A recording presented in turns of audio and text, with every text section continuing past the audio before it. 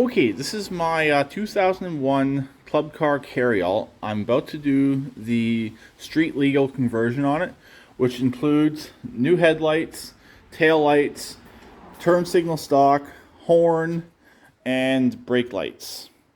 First off, this is not a how-to video. This is just a general video on just things you need to look out for and things you do need to do if you do plan on doing this job. Really, the first thing you gotta do, you gotta get your nose off, because that's where all the wiring will be running, and there's a module for the blinkers that needs to go underneath there, and the horn. This is a complete separate harness from your actual golf cart harness, so it ties into the battery on the driver's side, completely separate from the factory harness, which is nice. It is a complete kit, comes with absolutely everything you need to technically make a golf cart street legal. That is a cover for the wiring. This is your main wiring harness. Like I said, this goes on the driver's side. Your headlights, tail lights, and your turn signal stock. And it also comes with some zip ties, screws, and this is the brake pedal switch, which on my last golf cart, this failed very fast, so I don't know if I'm going to put this on or not. Nice thing about the carryalls, they actually give you a spot in the back for the taillights to go and a little indentation. So that will have to be cut out. There is cutting involved in doing this. As you can see, that's just a little bit deeper. So just want to do a quick video on this. You definitely got to get your seat out of the way. You got to have your nose off to be able to run your wires. Overall, this is about an hour, if you're really quick at it, to 3-hour job. Personally, I'm going to take my time on doing this so I get everything done right. Nice thing is I do not have to cut out headlights. I just have to cut out the tail lights. And down here on the steering column, there is a little bit of plastic. You got clearance, so the wires will go through. So like I said, this is not a how-to, but I will do some progress reports as the project goes on. So stay tuned. Okay, as you can see, you got the headlights off, the bumpers off. I ran into a few difficulties. I'm not going to worry about it though at the moment. I can't get my nose off. My nose is stuck. So I'm going to leave it in place and work around it. I have my dash piece out right here. With the headlights both removed, I should have enough room to get my arms up in there to get the wiring done. Unfortunately, I did crack this guy right here, but those will probably not be reused. I would like to reuse them. I'll show you why in a second. But if I can't reuse them, it's not a huge deal. Okay, here is one of the new headlights. I'm going to show you what the problem is. It's slightly too big. Not really a big deal. It'll be okay, but the originals definitely fit in there better. So if I can transfer everything from this one here to the original, that would be a good idea. But just looking at it right now, there's no way that the turn signals are being transferred. So I will be using the new headlights in their entirety. I'll have to figure out a way of mounting them. I know on the other one, they're actually glued in place. They do provide screws, but when you're doing a transfer on an old cart, you're definitely going to run into some issues.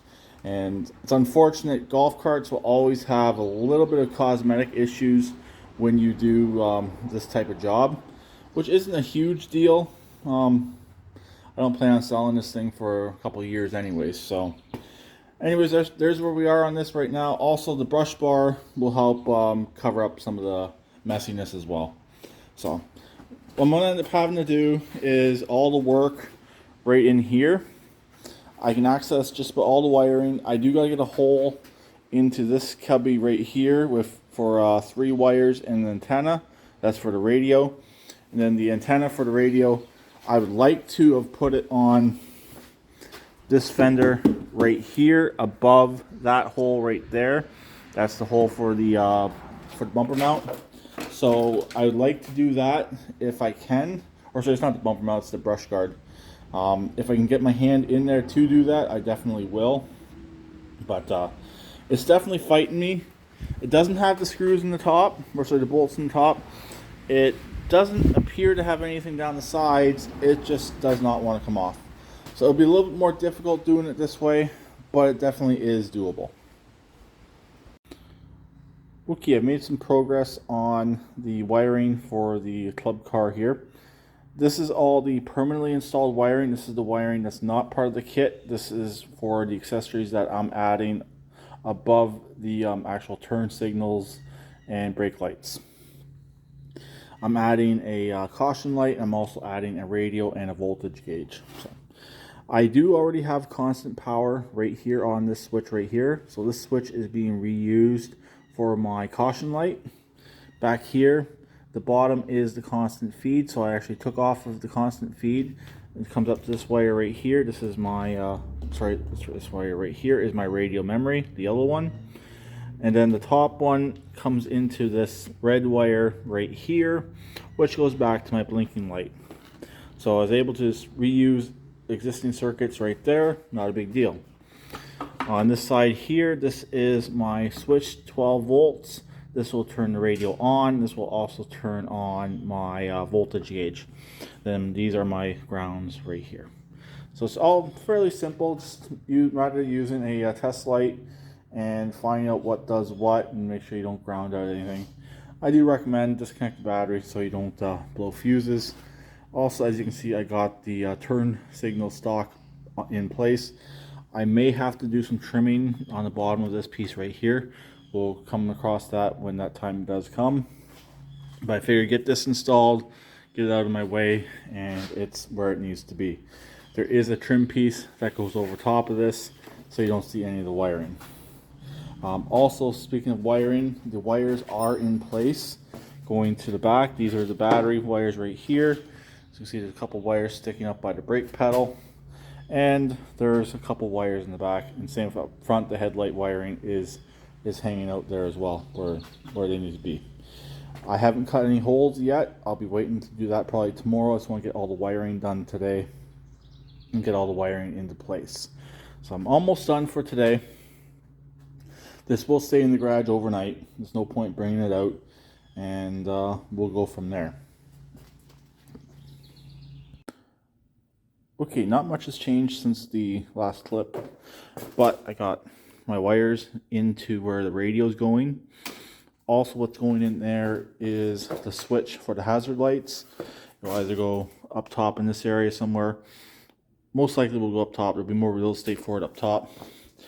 I got 2 holes drilled in here in the side, as you can see.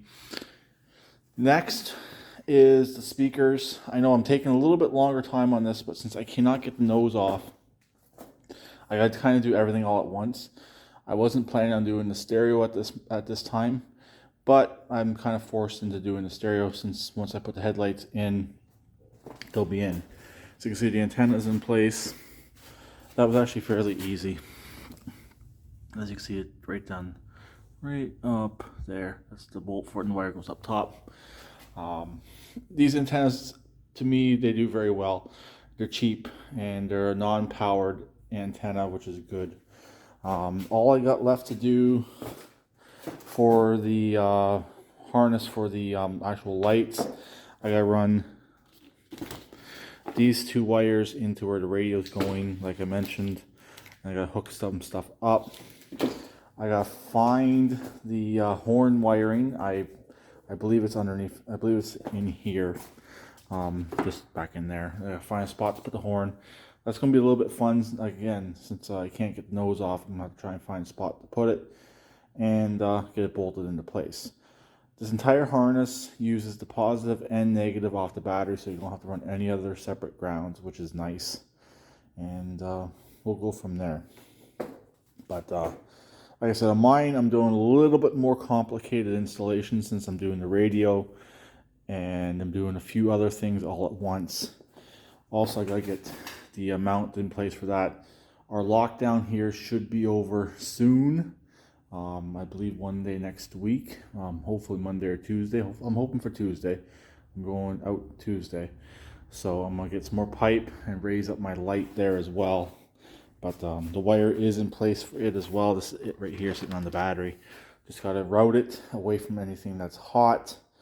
And most likely I'll follow the engine wiring harness in and towards the back. I'll probably go down, or I could even bring it around this side right here and across this piece right here. This is just plastic, so I can easily drill that and put some zip ties in there, and then drill a hole back here and bring the wires up through and to it. And this is just aluminum, so I'll drill that really easily and put the mast on there for my light, and that should be good. But it's getting there. If I didn't have other stuff planned today, I could have got this all done. But like with everything, you can't always spend time on what you really want to spend time on. So I guess I'll call this part 1 of the Club Car Carry All. They call this the Street Legal Conversion Kit Install. So I'll talk to them later. Please keep it redneck like always, and please subscribe and comment.